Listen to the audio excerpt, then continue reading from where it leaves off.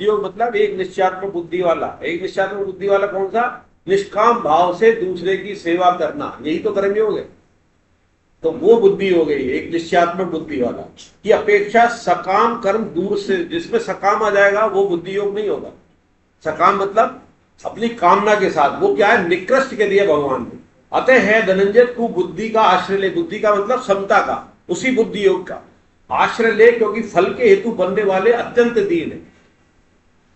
पहले तो बता दी 47वें श्लोक में कि तू फल का हेतु मत बन। और क्या जो फल के हेतु बनते हैं वो कौन है? अत्यंत दीन है। बुद्धि यानी कि समता से युक्त मनुष्य यहां जीवित अवस्था में ही पुण्य पाप दोनों का त्याग कर देता है। जो बात आई थी ना, पुण्य में भी हाईएस्ट लेवल के, उसके भी बात त्याग कर देता है। पाप तो करना ही नहीं है, पर पुण्य का भी त्याग हो जाता है। अतः तू योग में लग जा, क्योंकि कर्मों में योग की ही कुशलता, जिसकी हम चर्चा करते थे, जो हमें भगवान से मिला दे वो कर्म, और कुशलता से किया जाए उसको भी। कुशलता के मतलब लापरवाही नहीं की जाए, वो कुशलता होगी। उसके अंदर लापरवाही का मतलब है कि हमारी इधर उधर बुद्धि हो जाए, जो आई थी ना विभिन्न शाखाओं वाली बुद्धि हो जाए। उसमें ये भी हो जाता है कभी द्वैत अद्वैत वाला आ जाता है कि कभी एक को माने कभी ये दो माने, कि आज भगवान अभी कह गए ना महाराज जी दोनों एक ही है, कृष्ण और राम एक ही है। कि कृष्ण को मान रहे, राम को क्यों माने, हनुमान जी को मान रहे हैं तो शंकर जी को क्यों माने या देवी को क्यों माने, सब एक ही है। ये अद्वैत द्वैत को बुद्धि भी नहीं आनी चाहिए, उसमें भी समता आनी चाहिए। वो आगे आएगा कि शास्त्रों से जो मतभेद है वो अगले श्लोक में आ रहा है। तो अब अगला पढ़ेंगे जब तक सुखा सकती है 51, 52, 53 तीनों एक साथ। कौन पढ़ रहे हैं? तो पीछे पीछे उनका रह गया था पहले, तीनों एक साथ पढ़े। हरे कृष्णा। जब तक सुखा सकती है तब तक कर्म के योग की प्राप्ति नहीं होती। धर्मजन बुद्धि का ही सर्व त्यक्त्वा जन्म बंध विने मुक्ता पदम गच्छन्ति नाम यदा ते मोह किरम फिर व्यक्ति करिष्यति तदा गतांसी निर्वेदम शोधरस्य श्रुति प्रतिपन्ना के यदा सिद्धार्थति निश्चला समाधा वचना बुद्धि तथा योगम वापस्यति। कारण कि समता युक्त बुद्धिमान साधक कर्मजन्य फल का अर्थात संसार मात्र का त्याग करके जन्म रूप बंधन से मुक्त होकर निर्विकार तत्व प्राप्त हो जाते हैं। जिस समय तेरी बुद्धि मोह रूपी दलदल को भ्रमण कर जाएगी, उसी समय कुछ होने और इंद्रिय में आने वाले भोगों से वैराग्य को प्राप्त हो जाएगा। जिस काल में शास्त्रीय माध्यमों से विस्तृत के बुद्धि विस्फल हो जाएगी और परमात्मा में कुशल हो जाएगी, उस काल में लोगों को प्राप्त हो जाएगा। हरे कृष्ण, हरे कृष्ण। अब भगवान कह रहे हैं कि ये बात तो बता दी भगवान ने कि सकाम कर्म निकृष्ट है, तुझे समता में रहते हुए निष्काम कर्म करना है। लेकिन उसमें बाधा क्या है? हमारे सबके लिए ये बाधा क्या है कि सुखासक्ति। स्वामी जी तो कहते हैं कि हम पूरे जिंदगी पदार्थ से, कर्म से, व्यक्ति से संबंध केवल अपने सुख के कारण ही बनाते हैं, और ये छूटना बहुत मुश्किल है। ये सुखासक्ति में कामना छुपी हुई है हर किसी को। और उसका त्याग क्या कारण है कि हम संबंधों से सुख त्याग चाहते हैं, लेकिन उसका निराकरण क्या है, उपाय क्या है? उन्हीं संबंधों को सुख देने लग जाएं, जो आगे के अध्याय में आएगा। स्वामी जी के सत्संग में आता है कि सुखासक्ति को मिटाने का एक ही उपाय है कि दूसरे को सुख देने लग जाएं, उसमें भी सुख की प्राप्ति होगी। और वो सुख की प्राप्ति ऐसी होगी जो मिटेगी नहीं। दूसरे वाले को सुख लेने से तो हम उस पर निर्भर हो गए, इसमें हम निर्भर नहीं है, हम दे रहे हैं हमारे पास से। और देने में ही स्वामी जी कहते हैं चेतनता है, और लेने में ही जड़ता है। तो हम चेतन हैं, जड़ शरीर है। जब शरीर के लेवल से चलेंगे तो हम जड़ ही करेंगे, लेने ही चाहेंगे शरीर के हिसाब से, संसार के हिसाब से।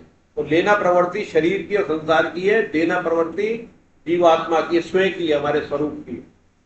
देने से भगवान मिलेंगे और लेने से संसार मिलने की प्रतीति होगी, मिलेगा नहीं। मिलने की प्रतीति में हम लेना लेना लेना कि इससे संबंध बनाया, ऐसे रहा। आप खुद ही कल्पना कर लो कि आपके 30 साल के जीवन में कितनों से संबंध सुख के लिए बनाए आपने अपने अपने, क्या वो हैं? हो सकता है वो विरोधी हो गए हो। आगे आया कि ममता तो अपने आप ही छूटती चली जाती है, जैसे बचपन में खिलौने से थी, फिर खेल की दो दोस्तों से हुई, फिर पैसे से पद से हुई, स्त्री में हुई, और आखिरी में रहते रहते शरीर से इतनी ज्यादा होने लगती है कि सारे समय आखिरी में वो शरीर को बचाने का यत्न नहीं करता है। 18 साल की उम्र में मरने से नहीं डरता आदमी, 80 साल में मरता है, 18 और 80, 18 साल में नहीं डरता। क्यों? क्योंकि देह अभिमान होता है। और 80 में क्या हो जाता है? आसक्ति। इतने साल जो चीज रही, एक आपके पास मोबाइल अगर 5 साल रहे तो 2 हो जाएगा, 10 दिन बाद ही अगर हो जाए दुख तो होगा, पैसे चले गए, लेकिन इतना नहीं होगा। 5 साल वाले में होगा कि अरे यार इसमें तो वो भी चीजें रखी थी, इसमें तो वो भी थी, ऐसे थी, इसीलिए देह में भी आता है कि इसमें तो ये संबंध है और वो संबंध है, वहां संबंध है, इसका क्या होगा, उसका क्या होगा। तो देह आसक्ति के कारण क्या होता है, 80 साल में भी मालूम है कि मरने का समय नजदीक है, 18 में मालूम है कि दूर है, फिर भी नहीं डरता। क्यों? क्योंकि आसक्ति नहीं है। तो आसक्ति कितनी ज्यादा खतरनाक है ये आसक्ति। तो क्या है कि कारण की समता युक्त बुद्धिमान साधक कर्मजन्य फल का अर्थात संसार मात्र का त्याग करके जन्म रूप बंधन से मुक्त होकर निर्विकार पद को प्राप्त हो जाता है। जन्म रूप बंधन दूर हो जाता है। क्यों? क्योंकि हमारा जन्म क्यों हुआ है? हमारे कर्म बंधन के कारण ही हुआ। ये जो शरीर मिला है वो हमारे पूर्व जन्मों के कर्मों से मिला है, कोई भी नहीं मिली है, वो पूर्व जन्म के कर्मों से ही मिलती है, कर्म बंधन से। कर्म बंधन कब हुआ? जब सकाम किया। निष्काम करेंगे तो कर्म बंधन नहीं होगा। और वही समता है, देने का भाव होगा बिना लेने के, तो निष्कामता आती जाएगी, सेवा भाव कहलाएगी। अगर देने के भाव में भी लेना छुपा है तो नहीं आएगी, वो तो और लेने के मुकाबले ज्यादा दंडनीय हो जाएगा। तो उससे क्या होगा कि जन्म रूप बंधन से मुक्त हो जाएंगे। जब हमारे समता आ गई, हमें अब देना ही देना है, लेने का लेना ही नहीं है, सेवा भाव से हमें करना, निष्काम भाव से, तो जन्म रूप बंधन नहीं होगा। स्वामी जी तो कहते हैं कि हम सब पैदा एक दूसरे का कर्ज उतारने के लिए हुए हैं, जिससे जितना ज्यादा कर्ज उतना ज्यादा संबंध, और जैसा कर्ज वैसा संबंध। लंबा अगर उससे कर्जा है तो लंबे रिश्ते में आ जाएगा, पत्नी के रूप में, बच्चे के रूप में, पति के रूप में, मित्र के रूप में, पड़ोसी के रूप में।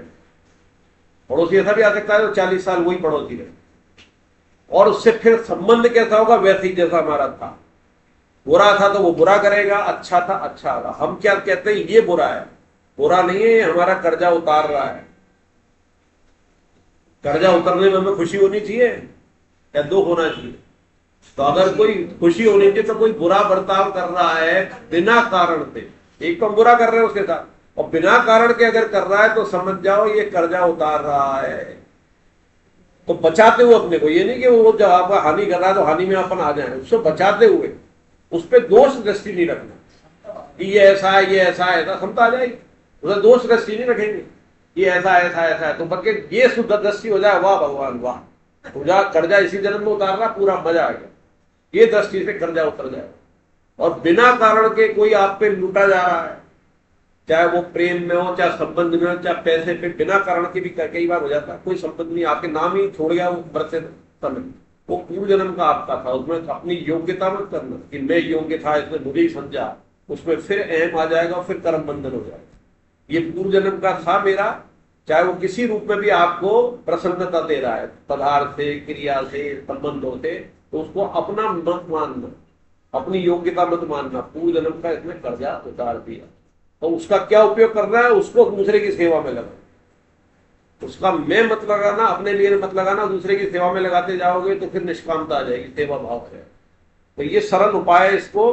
अब क्या कहते हैं कि कर्म जब समझ में आ गया, जन्म बंधन से मुक्त कर निर्विकार पद को, जिसमें कोई विकार नहीं, निर्विकार मतलब ईश्वर वाले पद को प्राप्त हो जाएगा। निर्विकार एक ही है जिसमें कोई विकार नहीं, वो कौन है? परमात्मा। आत्मा में तो भी विकार आ जाता, आत्मा में नहीं आता, पर वो संबंध बनाने से आ जाता है, जैसे वो जीवात्मा बनती।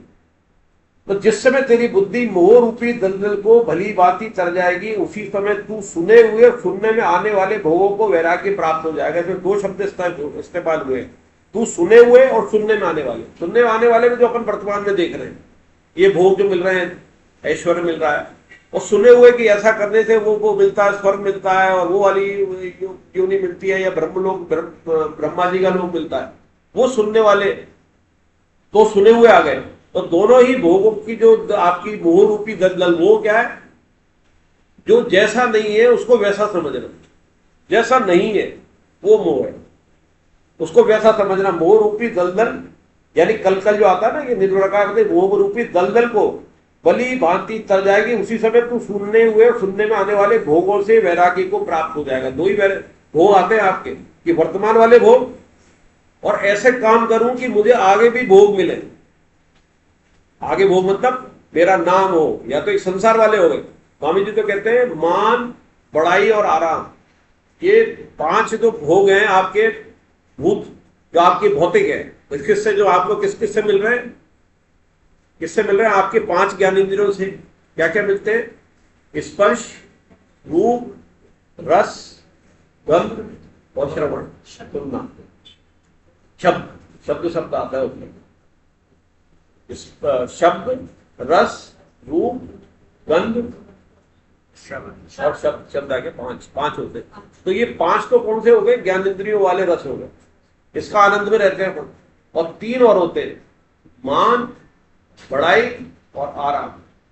ये है 8 मुख्य सुखासक्ति है। सुख वाली बात है ना, ये 8 चाहते हैं अपन पूरे संसार में देखना, यही चीज चाहेंगे हम, संबंध निधि में बनाएंगे। कोई बढ़िया खिला रहा है, कोई बड़ाई कर रहा है, मान तो जो अपना नाम हो, इज्जत हो, या मेरे पास ये पद है, आपकी प्रशंसा हो, ये अच्छे काम कर रहा है, बड़ाई।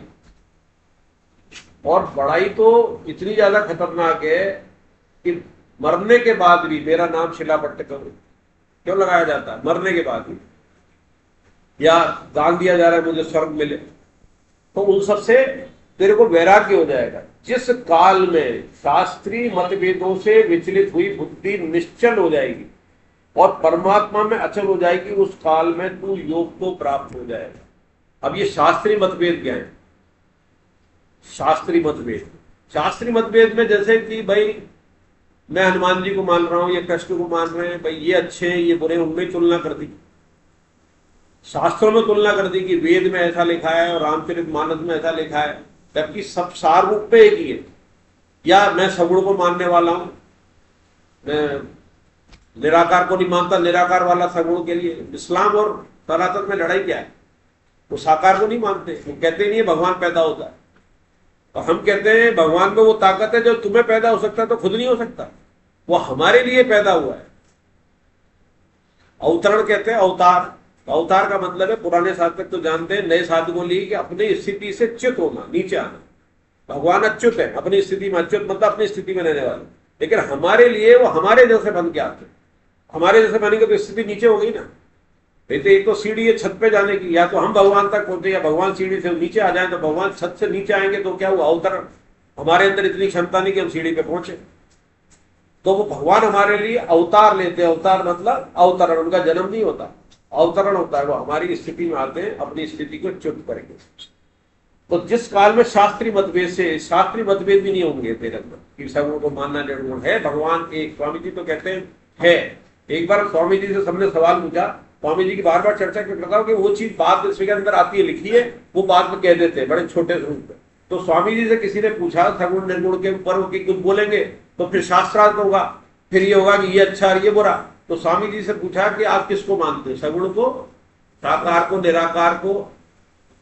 तो स्वामी जी ने क्या उत्तर दिया, मैं है को मानता हूं। कितनी बढ़िया बात है जो है। और वो तो आप उसको चाहे निराकार मानो चाहे साकार मानो, तो है।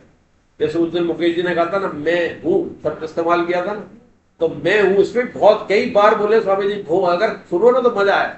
शुरू में हमारे भी समझ में नहीं आता था, अभी भी पूरा नहीं आता, आप सुनो मजा आएगा कि मैं हूं।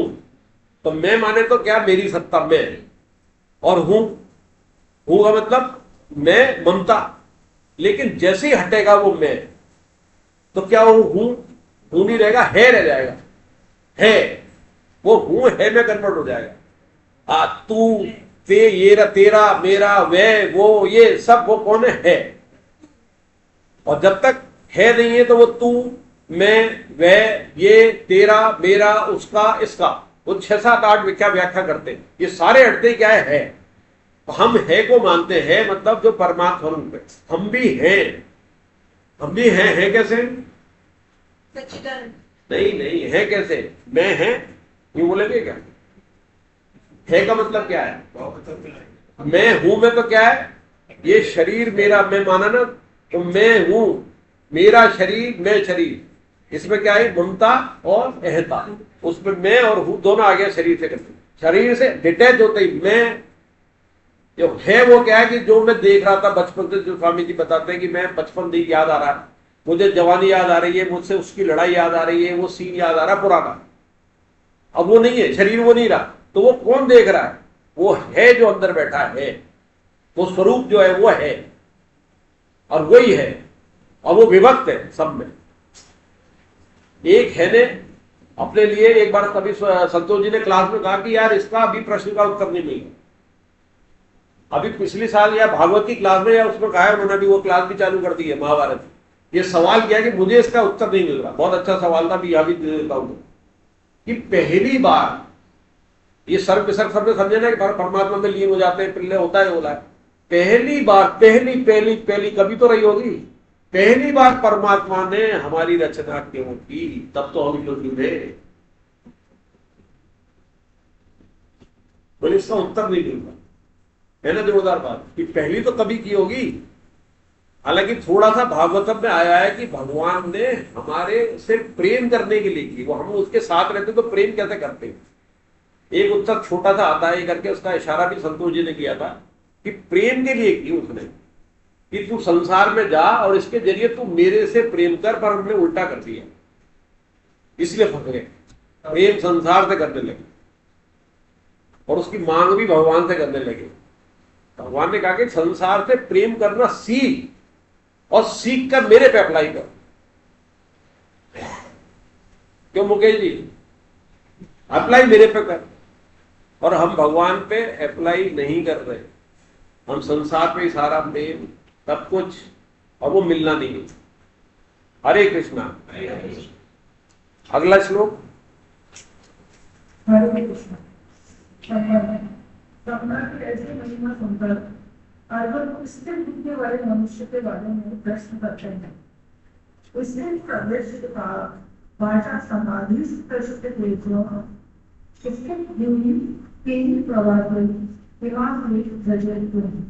अर्जुन बोले, ये केशव, परमात्मा में स्थिर बुद्धि वाले मनुष्य के क्या लक्षण होते हैं?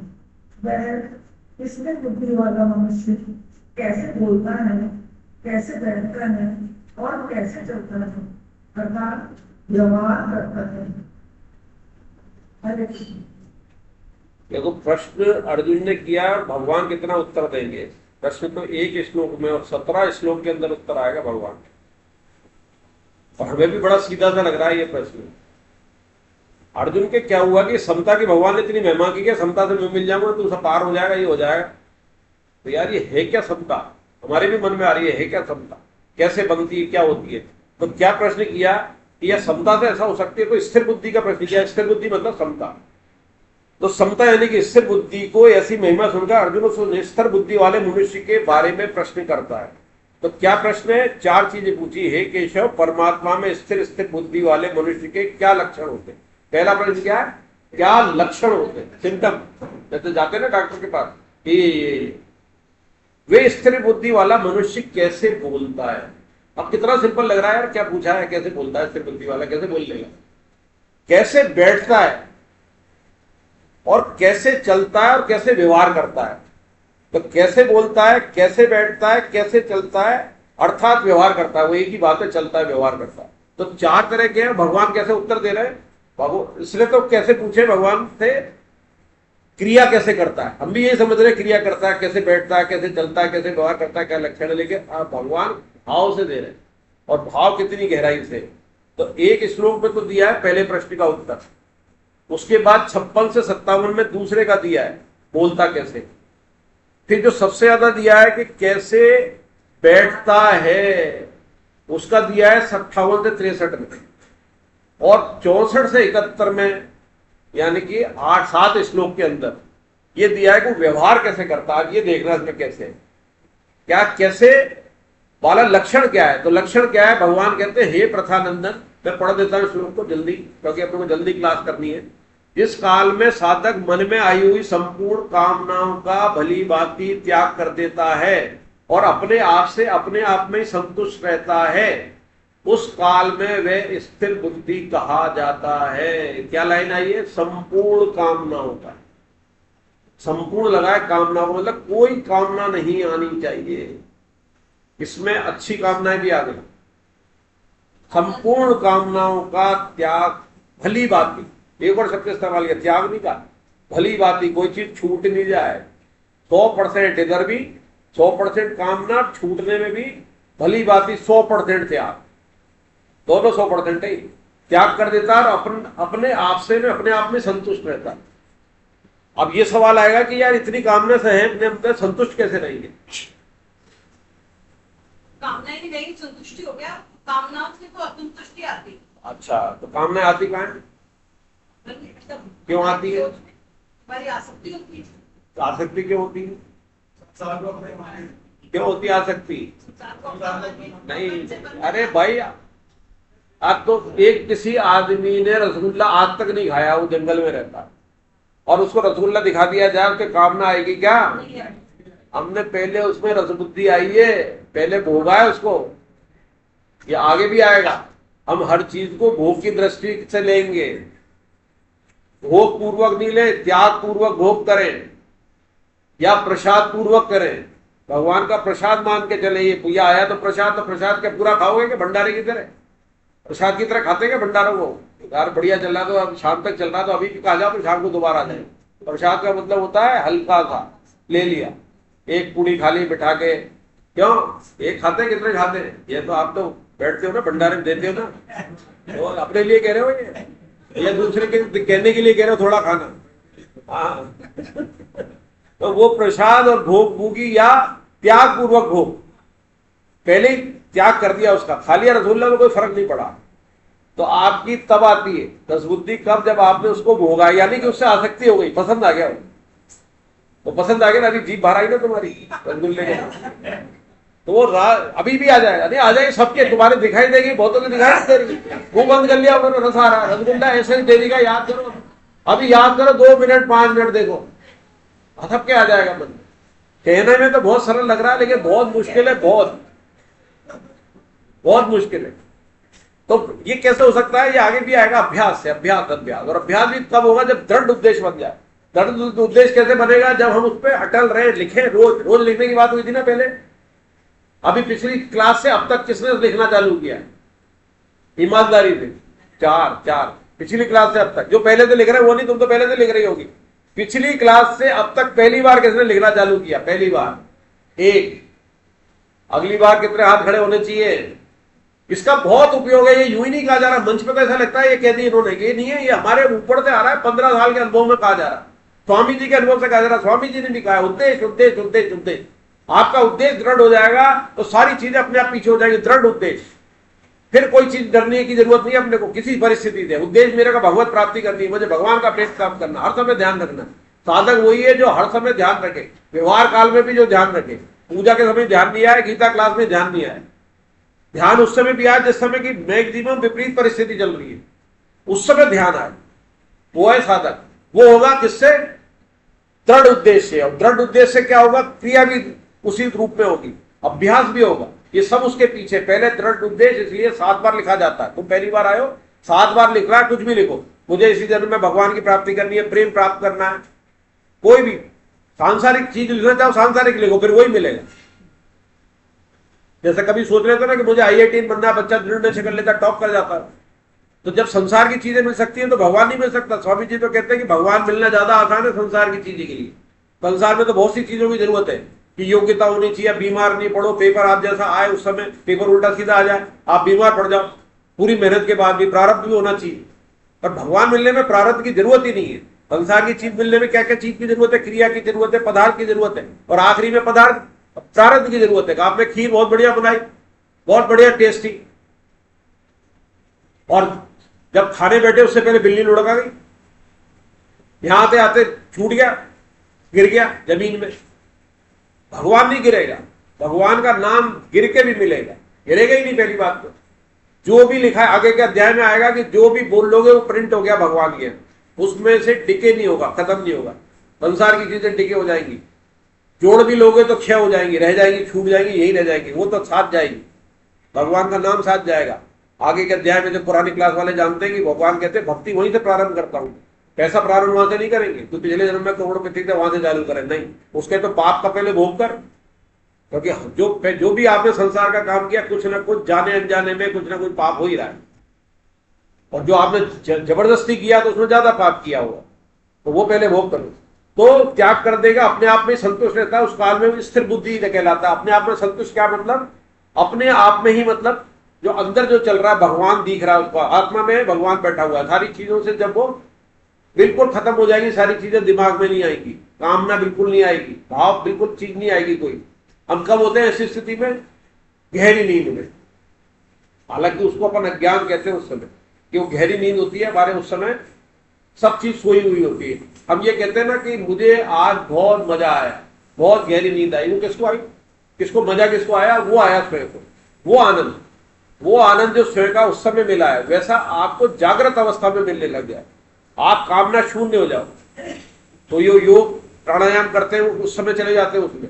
हमारे पास वो साधन नहीं है, हम राम राम कर सकते हैं। और राम राम कैसे? सांसों के साथ। और जो पिछली बार विधि बनाई थी, राम के साथ बोलो कैसे? सुनाई और दिखाई दे, सुनाई और दिखाई दे, तो आप है ना उस समय विचार शून्य हो जाओगे, बड़ा आनंद मिलेगा। तो वो स्थिर बुद्धि कहा जाता। अब कैसे बोलता है? अब स्थिर बोलना, उसका बोलने का मतलब क्या है? कृष्ण उसके भाव में लेकर देते हैं। दुखों की प्राप्ति होने पर जिसके मन में उद्वेग नहीं होता, और सुखों की प्राप्ति होने पर जिसमें मन में स्पृहा नहीं होती, तथा जो राग भय और क्रोध से सर्वथा रहित हो गया है, वह मननशील मनुष्य स्थिर बुद्धि कहा जाता है। सब जगह आसक्ति रहित हुआ जो मनुष्य उस शुभ अशुभ को प्राप्त करके न तो प्रसन्न होता है और न द्वेष करता है, उसकी बुद्धि स्थिर है। तो किसका जवाब दे रहे हैं? भगवान की कैसे बोलता है। बोलते का मतलब है कि जब उसके पास ये चीजें आ रही है उस समय क्या स्थिति रहती है। बोलने का मतलब शब्दों से नहीं है, उसके अंदर क्या चल रहे हैं भाव। भगवान भाव के रूप में दे रहे, क्रिया के रूप में जवाब नहीं दे रहे। तो दुखों की प्राप्ति हुई, तो दुखों की प्राप्ति हुई उसके पास, तो उसके मन में उद्वेग नहीं होता। उद्वेग का मतलब क्या है? उद्वेग, परेशान, विचलित हम हो जाते हैं ना, समता वही कहलाएगी, उसमें विचलित नहीं होता, परेशान नहीं होता। और सुखों की प्राप्ति होने पर जिसके मन में स्पृहा नहीं होती। स्पृहा शब्द थोड़ा कठिन है। स्पृहा मतलब सूक्ष्म कामना से, सूक्ष्म कामना तो कई बार खत्म हो जाती है, पर उसकी सूक्ष्म कामना रसवृत्ति बनी रहती है, छोटी सी कामना। या इसका एक अर्थ ये बेपरवाह भी आता है, बेपरवाह रहता है। बेपरवाह मतलब इन चीजों से परवाह, तो सुख आया तो बेपरवाह, हाँ आया ठीक है, दृष्टा भाव में रहता है। एक सूक्ष्म अभिलाषा भी इसका शब्द है, इस प्रकार के 3-4 अर्थ निकलते हैं। तो यहां पर अपन सूक्ष्म कामना भी ले सकते हैं और बेपरवाही भी ले सकते हैं, कि जो उसके पास सुख आ रहे हैं उसके प्रति बेपरवाह है, अटैच नहीं हो उनसे। तथा जो राग भय और क्रोध से सर्वथा रहित हो गया है। राग मतलब क्या है? जो चीज हमें पसंद आई तो उससे बार बार इच्छा होगी। राग मतलब ये जिस चीज से हमें प्रसन्नता हो रही है, हाँ ये मिल रहा है, मिल रहा है, मिल रहा है, उससे फिर राग होगा, उसी से फिर आसक्ति आगे आएगी, दोबारा इच्छा होगी। और भय क्या है? 4 भय बताए थे, जन्म मृत्यु जरा व्याधि। और क्रोध क्या है? कामना में जब जो हम चाहेंगे पूरी नहीं होगी तो क्रोध आएगा, और पूरी हो जाएगी तो क्या आएगा? लोभ। अरे तो वहां गलत बोल जाओगे ना तो आचार्य तो गड़बड़ होगी ना। वह मननशील मनुष्य, मननशील का है मतलब, मननशील मतलब इस चीज को समझने वाला, ये ध्यान रखने वाला, ये सत्य है, ये असत्य है, मुझे समता में रहना है, ये वो मनन करने वाला मनुष्य स्थिर बुद्धि कहा जाता है। स्थिर बुद्धि मतलब उसके अंदर क्षमता आ गई, ये 2 चीजें इसमें हो जाए, कि दुख आए तो उद्वेगित न हो, और सुख आ जाए तो स्पृहा नहीं होती, आए नहीं आए ठीक है, दृष्टा भाव से देखे। सब जगह आसक्ति रहित हुआ जो मनुष्य उस शुभ अशुभ को प्राप्त करके न तो प्रसन्न होता है न द्वेष करता है। ये उसी को और सरल भाषा में कर दिया। कि आपको सुख सुख मिला तो आप क्या होगे, प्रसन्न होगे। कहीं नहीं कि प्रसन्नता आएगी। कई बार तो हम जाहिर नहीं करते, दिखाने के लिए जाहिर नहीं करते, पर अंदर खुशी रहती है। खुशी तो खुशी तो रहे, पर वो ऐसी रहे कि जो खत्म ना हो। खत्म ना होने वाली खुशी कौन सी होती है? आनंद। आनंद मतलब द्वेष भी आ जाएगा तो भी आनंद में। और आनंद में कब होगा वो? जब वो स्वरूप में स्थित होगा। ये शरीर की क्रियाएं बाहर हो रही हैं, बाहर लेना देना इनका, मेरे अंदर से तो मैं आनंदित हूं। आनंदित क्यों? कि मेरे भगवान से जुड़ा हुआ, परम आनंद से जुड़ा हुआ, जिसको भूमा सुख भी कहा है, आत्यांतिक सुख भी क्या है, आगे के श्लोकों में आ गया। आत्यांतिक मतलब इसके अलावा कोई दूसरा सुख ही नहीं, अत्यंत सुख। भूमा मतलब बहुत गहरा सुख, भूमा सुख का है। तो वो उस आनंद में आ जाएगा तो उसे फिर राग द्वेष और इन सब चीजों से परवाह नहीं होगी, ये होती रहेंगी। और आप देख भी लेना कि जो भी आई है वो गई है। पुराने 5 साल में अनुभव कर लेना कि हमारे पास जो जो प्रसन्नता आई गई हो, और जाने के बाद फिर दुख हुआ, और दुख हुआ, दुखी रहे। लेकिन दुख जाने के बाद, समय के बाद, वो दुख उतना अनुभव नहीं हुआ। अब जैसे एक उदाहरण देता हूं मैं, याद आ गया कि एक 30-40 साल पहले की घटना है। बहुत बड़े अफसर थे रेलवे के, उनके एकमात्र लड़का एक्सीडेंट में मर गया। याद आ गया, सुना दिया, दुख हुआ ना। एकमात्र लड़का, और ऑपरेशन हो चुका था, वो वाला लेडीज का हो चुका था। जैसे वो डाल देते हैं, ब्लॉक कर देते, काटते नहीं हो, रिंग डाल देते, रिंग। अब वो प्रॉपर्टी, IAS के अधिकारी थे, रेलवे के अधिकारी थे, रियल घटना है। और उसकी उम्र भी 40-45 लीटर की, मतलब लास्ट था, दिनों पहुंचाने वाला। उसको ट्यूब खोली गई, उसके बाद बच्चा स्थापित हुआ, लड़का हुआ, आज वो IAS है। आप बताओ वो दुख याद आ रहा है क्या उसको? वो हो सकता आवारा निकलता 8-10 साल का, ये IAS है लड़का भी MP के अंदर। तो उस समय तो क्या रोना पीटना मचा होगा, लेकिन वो दुख रहा क्या, आज वो खुशी में आ गया है। तो वो दोनों टिकने वाले नहीं है, लेकिन बहुत मुश्किल काम था। अगर वो उस समय भी आनंद में रहते, बहुत मुश्किल काम था। लेकिन उस उदाहरण से हम समझ सकते हैं कि हमारे जीवन में भी इससे बढ़िया कोई घटना नहीं हो सकती। सबसे मैक्सिमम दुख वाला उदाहरण दिया है। किसी का जवान बच्चा 8-10 साल का एकमात्र बच्चा चला जाए, इससे बड़ा दुख क्या होगा। लेकिन आज वो भी खुशी में है। तो यानी कि सुख दुख आने जाने वाले हैं, हम उसमें डूब जाते हैं तो डिप्रेशन तनाव में चले जाते हैं। हाँ, वो इतना नहीं गए डिप्रेशन तनाव में, उनकी बुद्धि जागृत रही कि ये ट्यूब खुलवा लें, ये कर लें, बच्चा हो गया। तो ऐसे हम इससे जितना दृष्टा भाव में रहेंगे, जितने डूबे रहेंगे नहीं, उतना हमारा विवेक जागृत रहेगा। और विवेक जागृत से हम सांसारिक काम भी बढ़िया कर पाएंगे और भगवान तो मिल ही जाएंगे। तो उस आस प्राप्त के अंदर प्रसन्न होता है, न द्वेष करता, और उसकी बुद्धि स्थिर है। अब द्वेष कैसे होगा कि आज अपने को कोई चीज मिल गई और नहीं मिली, और दूसरे को मिल गई। अपना बच्चा IIT में सेलेक्ट नहीं हुआ और पड़ोसी का हो गया ना द्वेष, बिना कारण के। कल तक दोस्त थे, बिना कारण के द्वेष हो गया। अब हो सकता है हमारा अगले साल हो जाए, लेकिन 1 साल तो हमने निकाल दिए द्वेष में ही, कर दिया समय खराब। अगले साल हमारा हो गया, उससे बढ़िया कॉलेज मिल गया, लेकिन 1 साल तो बिगाड़ दिया आपने द्वेष के कारण। हरे कृष्ण। स्थित प्रज्ञ कैसे बैठता है? अब अगला सवाल है, कैसे बैठता है? और जब इंद्रियों का विषय से संपर्क नहीं हो, उस समय स्थित प्रज्ञ क्या स्थिति होती है? इस तीसरे प्रश्न का ये बैठने वाला था जब उसके पास जो आए, जो चीज सुख दुख आए, उसमें क्या स्थिति होती है उसकी, ये 2 श्लोक में दिया। अब भगवान ने तीसरे प्रश्न का अर्जुन का उत्तर दे रहे हैं कि कैसे बैठता है। ये तो बोलता मैं था, कैसे बैठता है। बैठने का अर्थ क्या दे रहे हैं भगवान कि स्थित प्रज्ञ कैसे बैठता है, अर्थात जब इंद्रियों का विषय से संपर्क नहीं हो, उस समय स्थित प्रज्ञ की क्या स्थिति होती है, और फिर उसके बाद जब संपर्क हो तब क्या स्थिति होती है। अभी तो नहीं हो, तब क्या करेगा? आपके पास इंद्रियां तो हैं, लेकिन अभी संपर्क नहीं है। संपर्क किससे नहीं है? विषय से। तो उस समय क्या करते हैं कि जिस तरह कछुआ, उदाहरण दिया है गीता जी में 2-3 बार उदाहरण आया है। एक तो कछुए के रूप में आया है, एक नौका के रूप में आया है। ये तो ऐसे उदाहरण आए नहीं है कभी, इसमें कछुए के रूप में उदाहरण है। कछुआ अपने अंगों को सब ओर से समेटकर, जैसे जिस काल में ये इंद्रियों के विषयों से इंद्रियों को सत्कार से हटा लेता है, तब उसकी बुद्धि स्थिर हो जाती है। जब संकट काल आता है, क्या आता है? संकट काल आता है। हमें डर लगता है कि भैया हम नहीं कुछ कर पाएंगे, इंद्रियों ये चक्कर में पड़ जाएंगी, तो वो 5 इंद्रियों को और अपने मन को हटा लेता है। तो देखना कछुए के 6 चीजें हटाता हूं, 4 तो पैर, 1 पूंछ और 1 मुंह, तो क्या हो गया ये 5 इंद्री और 1 मन, इसलिए उपमा कछुए दे दी। 6 चीज हटा रहा है ना, हमें भी 6 हटानी। 5 इंद्री हो गई, 4 पैर, 1 पूंछ और 1 मन हो गया, वो अपनी मुंडी को भी अंदर कर लेता है।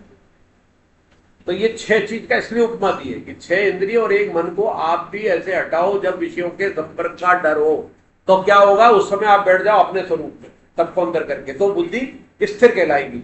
लेकिन उसमें क्या होगा, निराहारी इंद्रियों को विषय से हटाने वाले मनुष्य के भी विषय तो निवृत्त हो जाते हैं। अब ये पेच आ रहा है, आपने क्या करा कि निराहारी, निराहारी का मतलब आहार तो नहीं है, इंद्रियों से जो हम ग्रहण करते हैं, हर इंद्रिय से एक एक आहार लेते हैं ना। अभी 5 बताए थे ना, यहाँ रस ले रहे हैं, यहाँ आंखों से दृश्य ले रहे हैं, यहाँ से शब्द ले रहे हैं, स्पर्श ले रहे हैं, तो ये जो आहार लेते हैं तो वो निराहारी हो गए, हमने तो अपनी इंद्रियां और मन को अंदर कर लिया। लेकिन अब क्या पेचे, इंद्रियों को विषय से हटाने वाले मनुष्य के भी विषय तो निवृत्त हो जाते हैं, पर रस निवृत्त नहीं होता। ये रस क्या है, आपने विषयों को हटा दिया, दिन में रसगुल्ले थे आपके, आपको खाने थे, लेकिन आप देखने वाले बहुत है, पत्नी है, बच्चे हैं और आपको डायबिटीज है, पर रस बना हुआ दिमाग में वो रसगुल्ला घूम रहा है। आपने सबको दिखाने के लिए, ना भाई मुझे तो डायबिटीज है, तुम लोगों ने मना कर रखा है, समाज में भी ऐसा करेंगे, नहीं भाई अब मैं तो नहीं लेता, प्रसाद ही लूंगा, और चुपचाप मौका लगेगा तो घर के लिए बांध लोगे, जानते हैं कार गाड़ने वाले घर के लिए क्या जरूरत आ रही है घर की, वो रस बुद्धि है। तो रात के 2 बजे उठोगे इसीलिए क्योंकि दिमाग में चल रहा है, आपको नींद नहीं आएगी, और आ भी गई तो नींद भूलेगी, तो अब देखोगे सब सो रहे हैं, जाओगे फ्रिज तक निकालोगे, ये है वो रस बुद्धि, सूक्ष्म कामना। अब वो कैसे निवृत्त हो, सूक्ष्म कामना रस बुद्धि है, जिसके भी चर्चा की थी, इस पर आई थी। तो रस निवृत्त नहीं होता, यही फंसाता है हमें पूरी जिंदगी। शिवानी जी के सत्संग सुनता था मैं, अब तो नहीं सुनता, गीता जी लगा, पहले सुनता था शिवानी जी भी यही कहती कि वो क्या है कि बोले परत चढ़ गई, परत चढ़ गई, परत चढ़ गई, परत चढ़ गई आप पे, आप बड़ा अच्छे कर्म करते रहे, लेकिन वो बुरा कर्म यार, वो रस पड़ा हुआ है कहीं, वो जैसी परत हटेगी ना वो निकल के आ जाएगा, वो इस रूप में कहती। तो आपकी दिन में तो परत थी, अब वो रात में परत सो गई सारी, आपकी निकल आई, जागृत हो गई। तो वो जो रस बुद्धि है वो उसको निवृत्त कैसे हो, इसका उपाय होना चाहिए। कैसे होगी बताओ, कैसे हो सकती है, पुराने साधक बता सकता कैसे हो सकती है, मुकेश जी कैसे हो सकती है?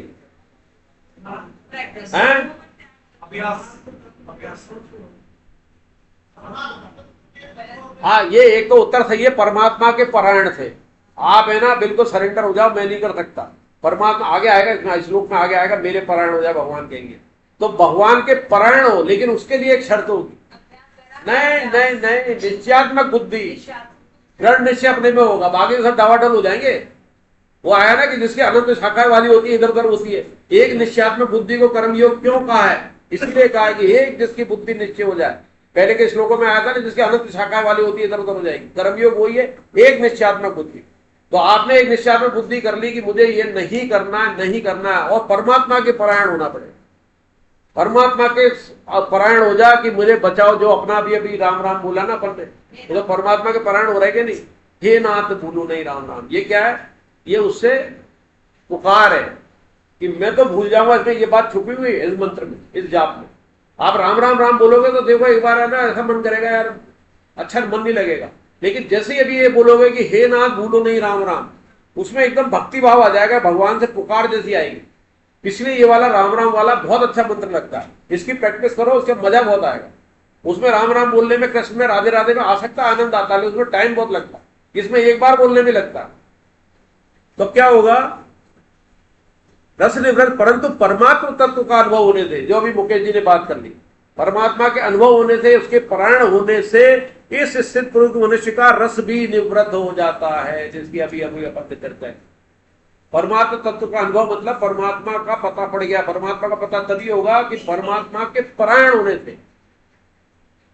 परायण होने का मतलब है उनके आश्रित होने से। बिल्कुल आश्रित मतलब कोई दूसरा आश्रय नहीं है, दूसरा आश्रय और फिर भी हम गाए परमात्मा के आश्रय बोले 1% तो बाकी रह गया, 1% भी बाकी रह गया। 100% हो जाए द्रौपदी को तब मिले भगवान, जब पूरी तरह परमात्मा तब पे आश्रित हो गई, तब मिले। पहले उसने पूरी ताकत लगाई, दांत भी लगाए, पूरे सबसे प्रार्थना करी, जितने बैठे थे अपना बल लगाया, लेकिन जब वो सरेंडर हो गई, रोने लगी। ऐसे वो हाथी ने भी वही किया। ये दो उदाहरण जो अपने बहुत लिए जाते हैं, उसमें ये उदाहरण इसीलिए है कि उन्होंने अपनी ताकत लगाई। तो भगवान ताकत लगाने की मना नहीं करते, पहले अपने पूरे प्रयास कर। ऐसा नहीं पहले दिन से कहने लगे आजा आजा मैं तो सरेंडर हूं, पहले कर्म कर, बचा अपने आप को। तो द्रौपदी ने पूरी प्रार्थना की, अपनी ताकत भी लगाई, और जितने जिनके उसकी आश्रित थी सबके पुकार लगाई, भीष्म पितामह से लेके अपने सारे 4-5 पतियों के। लेकिन सबसे आखिरी में कृष्ण को ही किया। हम भी आखिरी में कृष्ण को करें।